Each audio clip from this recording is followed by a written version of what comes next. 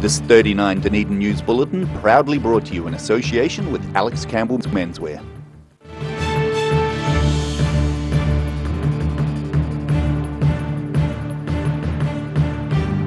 Tonight on 39 Dunedin News, some city councillors back away from supporting the DCC submission on the Healthy Homes Bill. Change for part of Portobello Road as work begins on a new cycleway section, but are residents happy? And tertiary students step up to help meet a potentially life-saving quota, but more support is needed.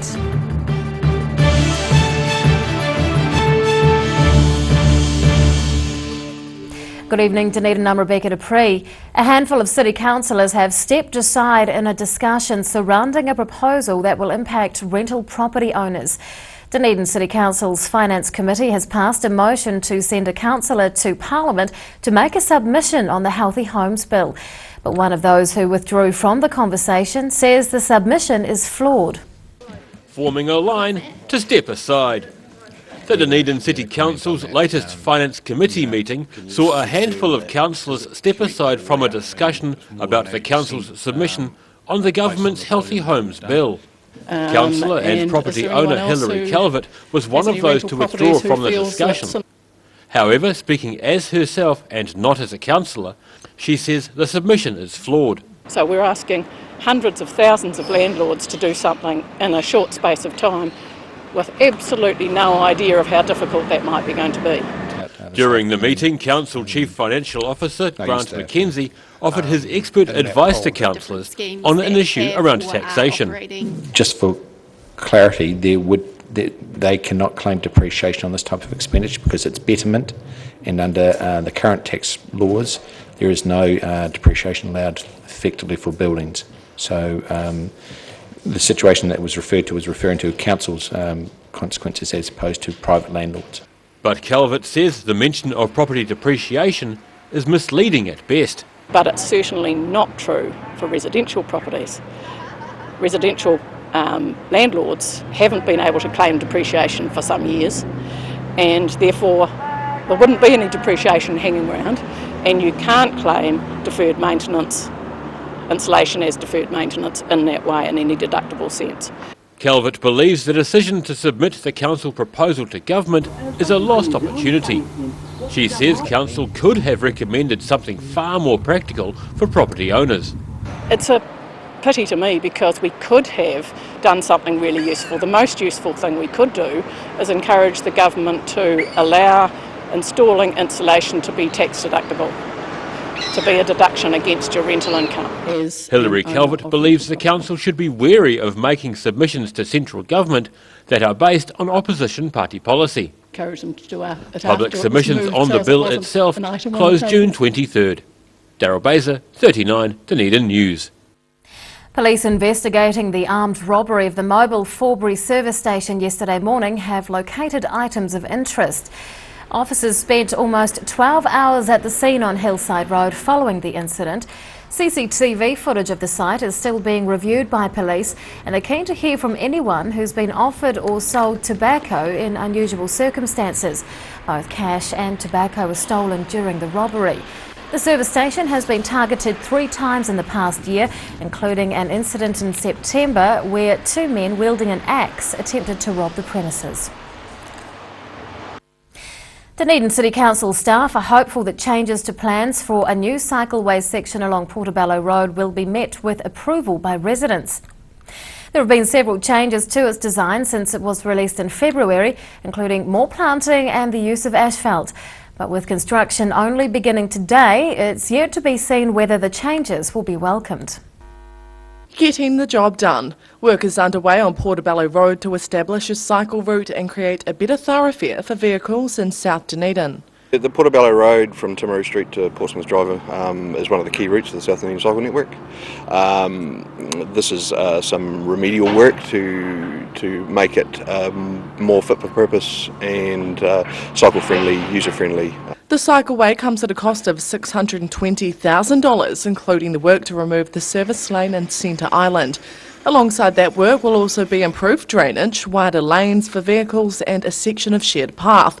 Council staff updated the blueprints to make it safer and more appealing after outcry from locals about the initial plans. We've had a lot of involvement, a lot of meetings, a lot of we've engaged a lot with the community, and interest groups, spokes, the AA, the Chamber of Commerce, the local residents, businesses, and we feel that we've come up with a solution. The City Council has hit some roadblocks in the past with subpar contract work and delayed developments. For this latest work, they've gone with contractor South Roads, who offered the cheapest deal to complete the project. Staff are hoping to ease any concerns from locals about work, touting how beneficial the addition will be not only for the immediate area but the whole city. There's tremendous benefits for the recreational user, for the commuter, for tourism, to have these routes throughout Dunedin, safe and effective routes and efficient routes from getting one side of the city to the other. Evans says the development will be somewhat of an inconvenience to residents as work will limit parking and street access. Work will run until mid-August when the cycleway is expected to be finished. Annabelle Dick, 39, Dunedin News. Residents in Wakawaiti and its surrounds will soon have access to services formerly only available in the central city. From early next month, both the Blueskin Bay and Wakawaiti libraries will provide a full range of Dunedin City Council services. Locals will be able to register their dog and pay both their rates or any parking infringements. Librarians at both locations see the increased range of services as a positive, with the expectation that it will bring more people through the doors who may not be current library users. The service begins on July the 4th. The city's tertiary students are doing their bit to help a local blood bank meet an important quota. They've answered the call by the New Zealand Blood Service to donate for World Blood Donor Day, but it's just a drop in the bucket of what the nation's blood banks really need. A small prick to help save some lives. It's World Blood Donor Day, and to celebrate, a group of University of Otago students are giving blood to a local bank. It is a special day, and it's just a great time for us to be here today on our mobile. So a mobile is where we go out of our rooms and we go on site, and today we're down in the university area. The medical school students are taking part to help the local centre gather at least 50 bags of blood at the Hunter Centre on campus. Staff say just one donation could save the life of up to 3 people. To help talk the students through the process, long-term donor Chris Handley is on hand, drawing on his experience of giving blood more than 300 times. Something I can give back to the community. I started because my family all donated, and it was something you did. You finished school, you went to university, you started giving blood. It was just something you did. You got a driver's license and all that sort of stuff when you turn 18. The New Zealand Blood Service is on a mission to get more Kiwis donating, with less than 4% of the population currently giving blood. They've recently launched an app to give information on where and how to donate blood. Service staff say it's vital to keep people donating, as 42,000 New Zealanders need blood donations each year. It's a brilliant way of giving. It costs nothing. It's very humbling for so many people, and to be fair, it's the recipients at the other end who are incredibly grateful. Each donations consist of around half a litre of blood, and donors can give every 3 months. Annabelle Dick, 39, Dunedin News. Still to come on 39 Dunedin News, we chat with a local academic whose research has been singled out for special recognition, and the city prepares to welcome another group of Syrian refugees.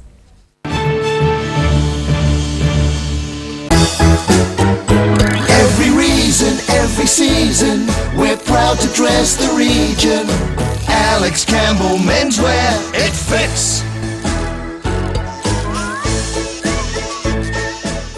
Junk-free June is about making a change that makes you healthier and happier. Kick the junk or that bad habit during June, and you'll be helping yourself and supporting the Cancer Society. Get others to support you and get rewarded with discounts on some great products and services too. Go to junkfreejune.org.nz today and get started. You'll be doing good for you and for local people affected by cancer. Come one, come all to the Lana Castle Winter Ball. Traditional dancing, dining and fun to be had. Dress up in your Victorian costume and experience the glamour of yesteryear, and witness the address of the haggis. Friday 22nd of July, get in fast as tickets are limited. call 4761616 or go online to www.lanarkcastle.co.nz.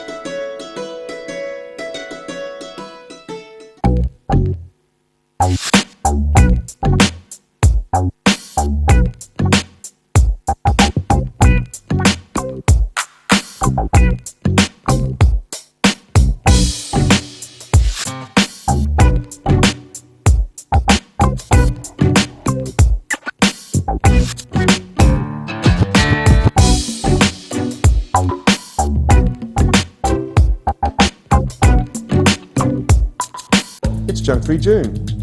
I'm giving up chocolate. Go to junkfreejune.org.nz today and get started. 128 tracks, dynamic automation, dual faders, and totally digital. This is state-of-the-art music production. The SSL Digital Console. You'll find one in the BBC studios in London, another at CBS studios in New York, and now one at the University of Otago. It's a good reason why our sound now sounds even better. My name is Maddie Parkins Craig, and this is my place in the world. Take your place in the world. Wake up time and another frantic day ahead for Haraway's Oat Singles. With 3 delicious flavours in each pack, they don't last long with this family. They're so convenient and tasty, and they're ready in seconds. Haraway's Oat Singles are the ideal breakfast or snack on the run for today's busy families. And there's a flavour to suit everyone. Beat the rush and make sure you get your favourite flavour. Haraway's Oat Singles. Try new Kiwi Favourites Caramel Variety Pack. Drive-In Miss Daisy is a safe, friendly and reliable companion driving service. Hello Jean, where are we off to today? We form genuine friendships with our clients and help them to remain independent. Thousands of Driving Miss Daisy clients and their families love our caring, affordable service. Call us today for a quote on 0800 948 432 or visit drivingmissdaisy.co.nz. Driving Miss Daisy, for the gift of independence.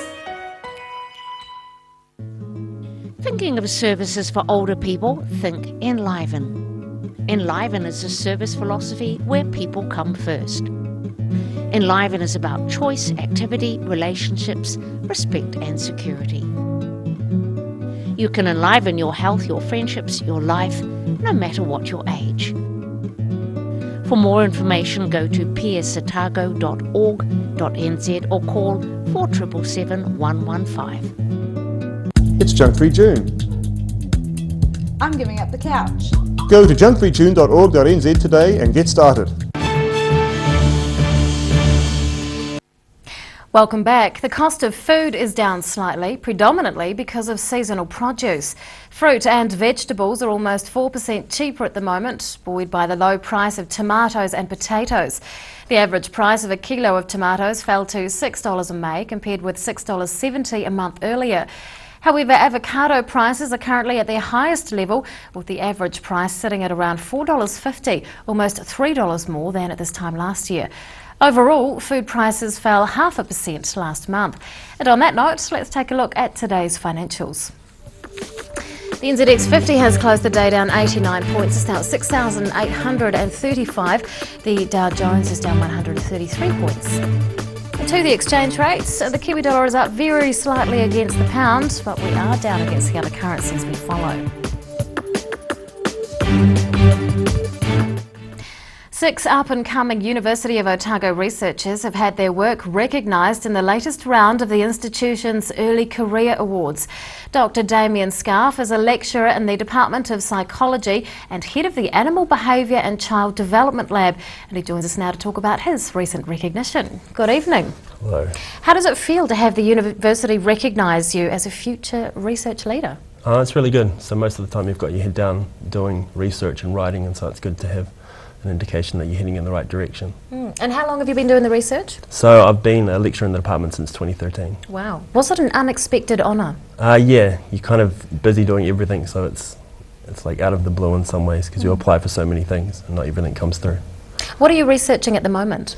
So the main thing that we're researching at the moment is actually resilience in adolescents. So although I started off with child development that's now kind of extended into adolescents who are also still developing. So we're doing research with outdoor education programs and whether they impact resilience in adolescents, so whether they improve resilience. Is it this is a mental resilience or a physical resilience? So or both? psychological resilience, so their ability to overcome challenges and reach goals and things like that. Oh, wonderful. You won $5,000 as part of this award. How is that amount of money going to help with research, or is it earmarked for something else? It definitely helps with research. So a lot of my research is paying participants. So $5,000 actually represents quite a few participants.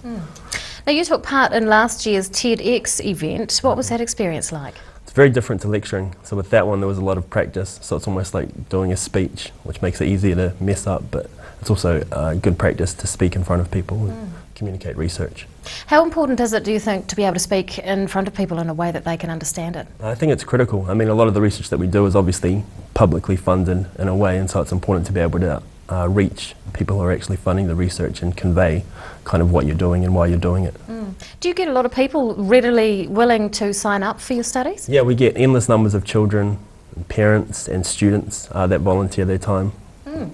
Now, as part of your win, you're part of the university's Ozone Group. What's that all about? So the Ozone Group is a small group of promising researchers at the university that basically advocate for all researchers in general, and it's just a good kind of support group to build collaborations and see what other people are doing. How important is collaborations in research? I think collaborations are critical. So there's a quote that the Einsteins of the future will be those who collaborate, and I think that's true. I mean, science is getting so diverse, and people are getting, each area kind of requires so much expertise that being able to get people together that each have their own special discipline actually makes the research much stronger. What are your plans for the future then? I mean, this award's probably going to look pretty fabulous on your CV. Any plans to head overseas? So I plan to stay here and just continue to build my research program. So just continuing to build strong research collaborations and also start to get more students into the lab. Yeah. Any other plans for additional topics of research? So we're still doing a lot of stuff on child development. So I'd like to extend the resilient stuff into looking at resilience at other ages, so not just looking at adolescents, but perhaps looking at middle age and also children, so with things like primary school and preschool. What piqued your interest in this area in the first place? I think the challenges that I had when I started university made me think about how we could help others kind of bridge that. It's a difficult transition, I think, for a lot of adolescents, and so the idea that we could build some kind of resilience or drive in them to maybe overcome those challenges. From the University of Otago, Dr. Damien Scarfe, congratulations once again on the award and thanks for your time. Thank you. After the break on 39 Dunedin News, we take a look at preparations for the next group of Syrian refugees, and 3 of Otago's cricketers make the Black Caps squad.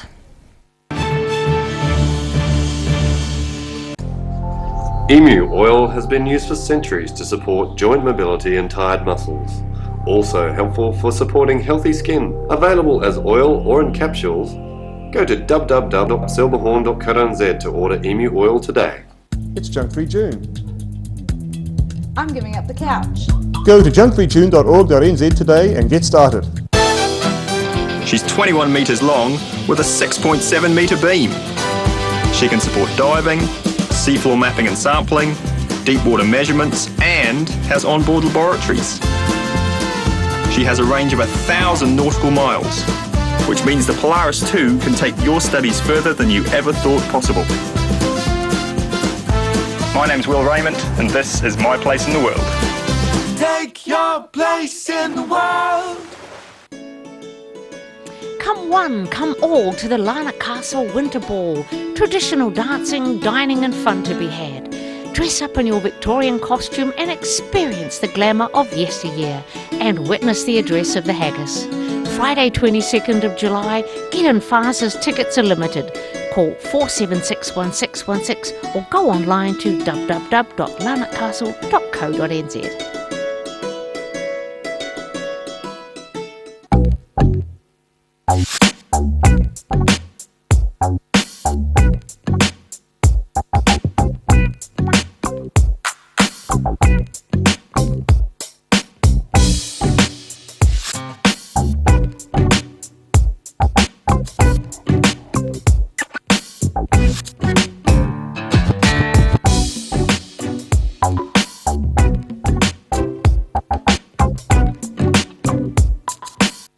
Driving Miss Daisy is a safe, friendly and reliable companion driving service. Hello Jean, where are we off to today? We form genuine friendships with our clients and help them to remain independent. Thousands of Driving Miss Daisy clients and their families love our caring, affordable service. Call us today for a quote on 0800 948 432 or visit drivingmissdaisy.co.nz. Driving Miss Daisy, for the gift of independence. It's Junk-Free June. I'm giving up chocolate. Go to junkfreejune.org.nz today and get started. Thinking of services for older people? Think Enliven. Enliven is a service philosophy where people come first. Enliven is about choice, activity, relationships, respect and security. You can enliven your health, your friendships, your life, no matter what your age. For more information, go to psotago.org.nz or call 4777 115. Every reason, every season, we're proud to dress the region. Alex Campbell Menswear, it fits.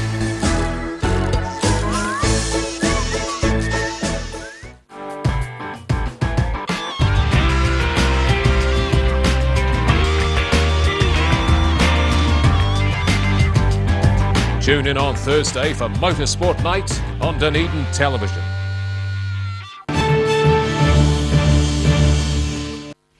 Welcome back. The announcement that New Zealand's annual refugee quota will be increased from 750 to 1,000 is being welcomed locally. Although it falls short of some calls for the quota to be doubled, members of the city's refugee steering group say it's a step in the right direction. And with more Syrian refugees due in Dunedin this week, the group is focusing on what they can do to welcome those already on their way. Taking a step in the right direction. Gerard Ainsley of the Dunedin Refugee Steering Group believes the government's decision to increase its refugee quota is good news, both for refugees and for the city. Yeah, I think it's no doubt from our perspective it's very pleasing news to know that the quota is increased. Like right at the beginning when we started meeting, we hoped to be able to illustrate to, the community and the government that we could do more than what we were doing with a bit of community support. Ainsley says group members are currently busy getting everything ready for the next contingent of refugees arriving this Friday. That everything's in place, that it's all working well, that they are able to integrate well. So we meet with the Red Cross and we meet with some of the government agencies involved with the resettlement, just looking to make sure now what's Dunedin's role in this and how can we as a city do it as well as we can. He says the first group of Syrian refugees who arrived in April are settling in well and are being made to feel very welcome by Dunedin residents. I know, for example, of one family that when they arrived from the aeroplane, that as they got to their home, the people from the street all came out and welcomed them. So really great stories like that, and wonderful to see that most are getting involved and learning English and doing their best to become integrated into Dunedin society. Ainsley believes the steering group is more than prepared to welcome more refugees as the need arises. They'll prove that yet again at the end of the week when the next group of Syrian refugees arrives at Momona. Daryl Baser, 39 Dunedin News. The Highlanders are back on home soil ahead of their match against the Crusaders later this month. Coach Jamie Joseph says the game is an opportunity to give the entire squad a run while the international players are away playing for New Zealand, Fiji and Japan respectively. While the result will have no impact on the current Super Rugby competition, Joseph says it's good preparation ahead of their game in South Africa next month. The two teams will meet in Oamaru next week, with the Highlanders hoping for a repeat of last month's 34-26 victory against the Crusaders. 3 Otago cricket players have made the cut for the coming season's Black Cap squad. New Zealand Cricket has confirmed 21 contracted players, an increase on last year's 20. Otago Volt's Mark Craig, James Neesham and Neil Wagner all got the call-up for the team, which remains largely unchanged from last season. However, the departures of Brendan and Nathan McCullum, as well as Grant Elliott, left space for some fresh talent. The new lineup also features 4 new players, including the maiden appearances of Henry Nichols and George Worker. And now recapping tonight's top stories on 39 Dunedin News. A city councillor and rental property owner believes the DCC submission on the Healthy Homes Bill currently before Parliament is flawed. Work is underway on the latest section of the Portobello cycleway, with council staff taking a handful of measures to appease concerned residents. And some of the city's more generous tertiary students have been giving up their time and their blood for a worthy cause on World Blood Donor Day. And Phil Somerville joins us now to tell us what's going to be in tomorrow's Otago Daily Times. Good evening. Yes, hi Rebecca.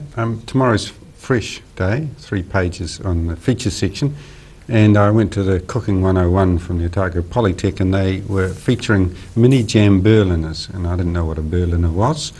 So, do you think we should leave the viewers to find tomorrow, or give them sure. Okay. Be a tasty Here's surprise. a clue. Here's a clue. The advice that goes with it is to start with the jam end first, otherwise you'll end in a sticky predicament. So there's a teaser. Now, Chef's Gardens tomorrow, also with Bevan Smith, and features beef and various ways of cooking beef. Perhaps cooking's the wrong thing. I hope that's not the fate that befalls them, that the geese at Port Chalmers. It looks like there may be another reprieve after they're being for the chop, and there's still some ifs and maybes and buts, so read that story and see what's developing there. Test night, it's less than a fortnight away in Dunedin. The Octagon, where there's a big gathering normally and it's closed, there's a clash there with a feature on at the Regent Theatre. So that's an interesting mixture. And a nice story about a laptop thief getting his comeuppance. Apparently the laptop reported back and showed a picture of the thief as soon as he opened it and who he was. Good stuff. It's best to have the right software on those machines these days. Thanks, Phil. That's tomorrow's ODT. Time now for local weather. This 39 Dunedin News weather update proudly brought to you in association with Silverhorn's Emu Oil. And here's our city view. It's taken of the Botanic Garden. Not much wind out there, as you can see. Around the city at 3 o'clock today, just 11 degrees for the central city, 12 at the Gardens and 13 for the Taieri. Well, to the situation, and an intense anticyclone is covering the Tasman, while weak cold fronts are going to pass over the country and decay tomorrow. To the forecast for the main towns in the lower South Island for tomorrow, strong westerlies with some cloud about for Invercargill, Gore, Tiano and Alexandra, highs of between 11 and 13 degrees.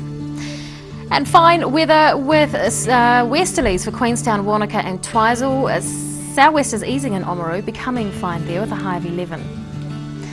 And Dunedin tonight, a period of showers and cold southwesters with a low of 5.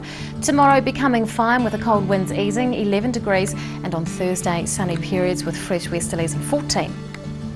And to the Otago Pallet Fires tidal and fishing information. High tide tomorrow morning is at 20 past 12. That's tomorrow afternoon, sorry. And low tide follows at 5 to 7. And fishing conditions are not ideal, but if you were keen, aim to have your line in the water at around 8:30 tomorrow morning. And that's local news for Tuesday. We'll see you again tomorrow. Good night.